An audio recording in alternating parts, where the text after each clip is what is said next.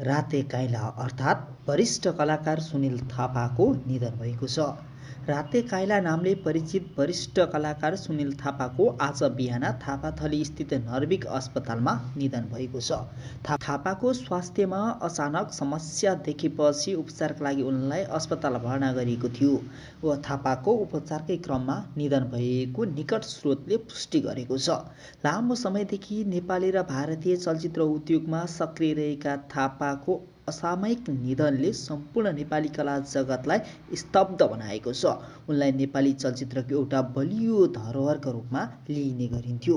नेपाली चलचित्रमा खलनायकको भूमिकालाई पनि नायक सर चर्चा र सम्मान दिलाउन सफल थापा राते काइलाको नामले परिचित थिए। परिवारका अन्य सदस्य भारतको मुम्बईमा बस्ने भए तापनि थापा शङ्खमूल स्थित अपार्टमेन्टमा बस्दै आएका थिए। थापाको निधनले नेपाली चलचित्र क्षेत्रमा सन्नाटा छाएको छ।